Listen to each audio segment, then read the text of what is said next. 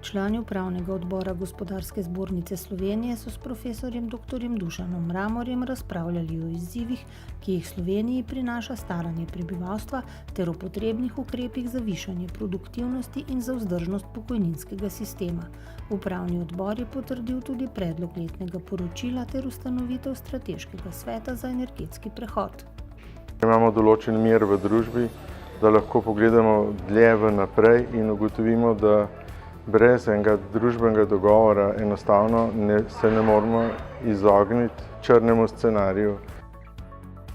Več kot 400 gospodarstvenikov iz vse Slovenije, najvišji predstavniki države ter tujih gospodarskih zbornic in poslovnih klubov se je udeležilo druge nacionalne konference o internacionalizaciji slovenskega gospodarstva, ki so jo pripravili Ministrstvo za gospodarski razvoj in tehnologijo, Javna agencija Spirit, Ministrstvo za zunanje zadeve in Gospodarska zbornica Slovenije. Razpravljali so o konkurenčnih prednostih slovenskega gospodarstva na mednarodnem trgu ter o prednostnih nalogah države in njeni podpori podjetjem pri vstopanju na tuje trge. Slovenija kot majhno tržišče sama težko preživi in gospodarstvo Slovenije se mora vedno ozirati po tujih trgih. Pred vpisom v novo šolsko leto so se na festivalu vajeništva srečali predstavniki delodajalcev in srednjih šol, ki izvajajo program vajeništva, ter vajenci, ki polovico časa že v obdobju šolanja preživijo pri delodajalcu. V prihajajočem šolskem letu bo na voljo 12 poklicnih programov, ki se bodo izvajali po vajeniški obliki. Jaz bi povedal, da se mi zdi, da je vajeniški program boljši, kot pa šolski program, zato ker se več naučiš. Posvet o družinskem podjetništvu je bil posvečen upravljanju družinskih podjetij in novim oblikam financiranja njihove rasti, saj jim raznoliko podporno okolje ponuja različne oblike oblikovanja lastniške strukture, kot tudi različne oblike sredstev za rast poslovanja. V Sloveniji je več kot 80% malih in srednje velikih podjetij družinskih podjetij, kar pomeni, da so družinska podjetja pravzaprav ključna v slovenskem gospodarstvu ob velikih podjetjih.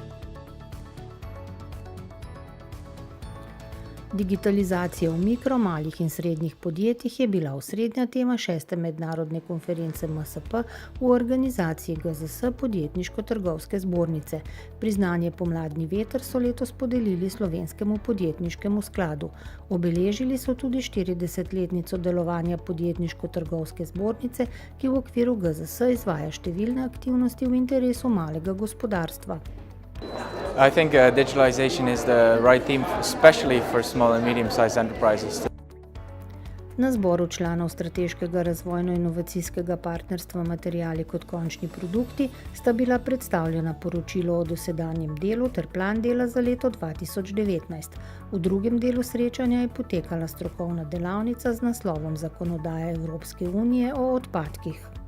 Po drugi strani smo pa zelo dosti naredili tudi na področju razvoja človeških virov, kjer intenzivno delamo na kadrovski platformi.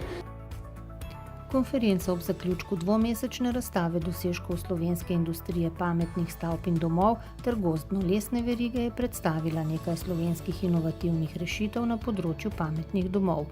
Na okrogli mizi so udeleženci skušali odgovoriti na vprašanje, kako omogočiti preboj inovativnih rešitev od faze prototipa do trga. Poleg že obstoječega paketa, ki je relativno standarden, Ministrstvo za gospodarstvo od spodbujanja nastopov na sejmih, tudi partnerskih nastopov, se pripravlja tudi razpis za spodbujanje internacionalizacije S4, se pravi Slovenske strategije pametne specializacije. Na konferenci o design thinkingu so bile predstavljene dobre prakse uporabe te metode za reševanje izzivov pri implementaciji tehnologij industrije 4.0. Na praktičnih delavnicah pa so udeleženci s pomočjo design thinkinga iskali rešitve za aktualne tehnološke izzive. Znotraj samih naših razvojnih laboratorijev uporabljamo design thinking za razvoj naše programske opreme, naše strojne opreme, naših rešitev. Bolezni mišično-skeletnega sistema in vezivnega tkiva v Sloveniji v povprečju doprinesejo 30% bolniške odsotnosti zaposlenih v gradbeništvu po izgubljenih dnevih. Zato so na GZS Zbornici gradbeništva in industrije gradbenega materiala pripravili praktično delavnico z demonstracijo telovadnih vaj za preprečevanje tovrstnih obolenj. Če govorimo o ogrevalnih vajah, je njihov glavni namen, da se pripravijo na večje delovne obremenitve. Celodnevna konferenca o kreativnosti je udeležencem ponudila paleto različnih informacij in veščin, kako pri sodelavcih spodbujati ustvarjalno, sodelovalno in osredotočeno razmišljanje ter kako doseči, da se zamisli, invencije in potencialne inovacije slišijo, presojajo, izberejo, razdelajo in udejanjijo. Kreativnost ni stvar navdiha, kreativnost je stvar namena in zato si je za kreativnost potrebno vzeti čas in prostor.